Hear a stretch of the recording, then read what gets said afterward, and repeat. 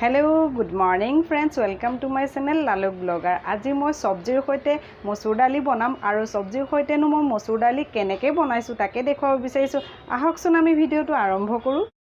এয়া মই মসুৰ দালি লৈছো। মসুৰ দালি মই এবাটি লৈছো আৰু ইয়াত লৈছো আলু 4টা, ভাত কেৰেলা এটা, পটল এটা আৰু পিয়াজ মই মিহিকে কুটি লৈছো, কেঁচা পিয়াজ, শুকান জলকীয়া, আদা অকমান থেতালি লৈছো, নহৰু লৈছো আৰু এইখিনা তেজপাত লৈছো। প্ৰথমতে মই মসুৰ দালিখিনি ধুই প্ৰথমতে সফা কৰি লম। এতিয়া মসুৰ দালিখিনি ধুই ললো আৰু এইখিনি প্ৰায় মই 15 মিনিট মান তিয়াই থম আৰু এতিয়া মই এই সবজিখিনি কাটি লম।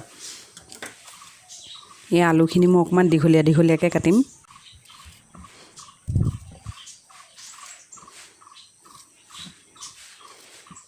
তেনেকৈ মই ভাত কেৰেলাও কাটি লম দীঘলীয়াকে।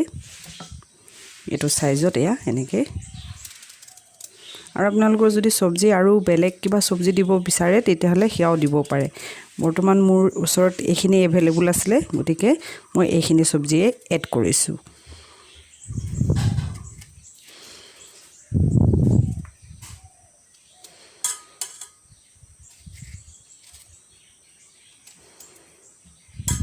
এয়া মোৰ সবজি কাটি ৰেডি হৈ গল আৰু এতিয়া দালিখিনি প্ৰায় 15 মিনিট মান ৰেষ্ট কৰিবলৈ দিম। তাৰ পিছত মই এইখিনি সবজিখিনি হৈতে এই দালিখিনি বইল কৰি লম।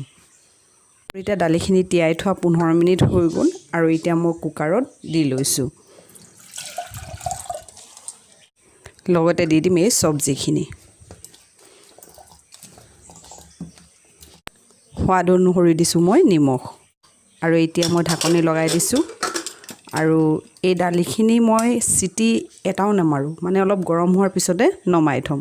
মই কুকাৰ বহাই দিছো আৰু মই এইখিনি অলপ গৰম হ'বলৈ দিছো। এয়া এতিয়া মোৰ কেৰাহী গৰম হৈ গৈছে আৰু কেৰাহীত দিছো মই এতিয়া মিঠাতেল। মিঠাতেল প্ৰায় মই দিছো আপোনাৰ 3 চামুচৰ পৰা 4 চামুচ। মোৰ এতিয়া তেল গৰম হৈ গল আৰু ইয়াত দিছো মই এটা পাঁচফোৰণ। ইয়াত দিছো মই তেজপাত দুখিলা, শুকান জলকীয়া দুটা, কেঁচা জলকীয়া যিখিনি মই কাটি থৈছিলো সেই কেঁচা জলকীয়াখিনি দিছো আৰু লগতে দিছো ইয়া পিয়াজখিনি আৰু এইখিনি মই এতিয়া অকণমান ভাজি লম। পিয়াজখিনি ভাজি হৈ গল আৰু এতিয়া মই ইয়াত দি দিছো আদা আৰু নহৰু যিখিনি মই থেতালি লৈছিলো সেইখিনি দি দিছো। আৰু ইয়াত দিছো মই হালধি পাউডাৰ আৰু এইখিনি এতিয়া মই আকৌ মিক্স কৰি লম। চামুচ দিছো এতিয়া মই শুকান জলকীয়া পাউডাৰ। শুকান জলকীয়া পাউডাৰখিনি মই কালাৰ হ'বৰ কাৰণে দিছো। এয়া মোৰ দালি হৈ গল। মই আপোনালোকক কৈছিলো নহয় মই সিটি এটাও নামাৰো, এটাও সিটি নমৰাকৈ দেখিছে নহয় কি ধুনীয়াকৈ সিজি গৈছে আৰু এইখিনি এতিয়া মই তেলত দি দিম। আৰু এইখিনি প্ৰায় মই 5 মিনিটৰ পৰা 7 মিনিটলৈকে আকৌ সিজাই লম।